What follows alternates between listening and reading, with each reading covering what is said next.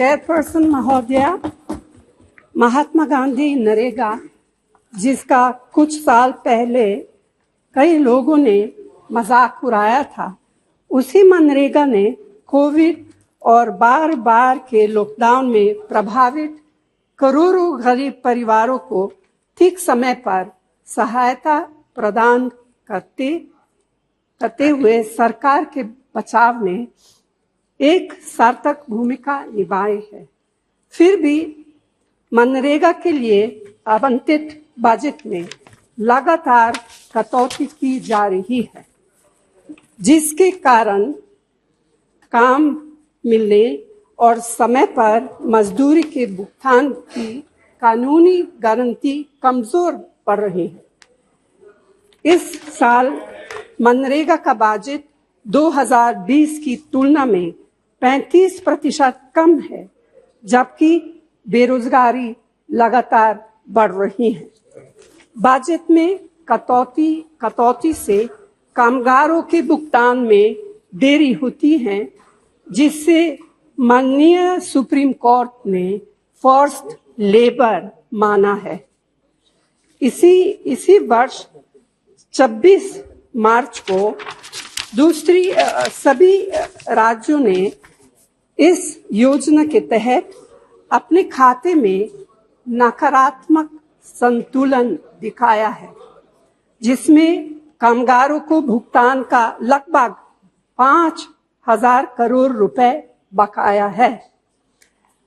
Chairperson महोदया, अभी हाल में सभी राज्यों से कहा गया है कि उनके सालाना श्रम बजट को तब तक मंजूरी नहीं दी जाएगी जब तक कि वे लोकपालों की नियुक्ति और सोशल ऑडिट से संबंधित शर्तों को पूरा नहीं करेंगे। सोशल ऑडिट को निश्चित रूप से प्रभावी बनाया जाना चाहिए, लेकिन इसे लागू करने में कमियों को आधार बनाकर इस योजना के लिए पैसे का आवंटन रोककर कामगारों को दंडित नहीं किया जा सकता है। यह अनुचित है और अमानवीय है। सरकार को इसमें बाधा डालने के बजाय इसका समाधान निकालना चाहिए। चेयरपर्सन महोदया, ग्राम सभा द्वारा सोशल ऑडिट पर कोई समझौता नहीं किया जा सकता है। इसीलिए मैं आपके माध्यम से केंद्र सरकार से आग्रह करती हूं कि पहला, मनरेगा के लिए उचित बजट का आवंटन किया जाए। दूसरा, काम के 15 दिनों के भीतर कामगारों को मजदूरी का भुगतान सुनिश्चित हो। तीसरा, मजदूरी भुगतान में देरी की स्थिति में कानूनी तौर पर मुआवजे का भुगतान भी सुनिश्चित हो और इसके साथ ही राज्यों की वार्षिक कार्य योजनाओं को बिना किसी देरी के तुरंत निर्धारित किया जाए। धन्यवाद। माननीय सभापति महोदया, मैं माननीय नेता, मैं आप नहीं कह नहीं रहा हूं, मैं केवल एक चीज कह रहा हूं।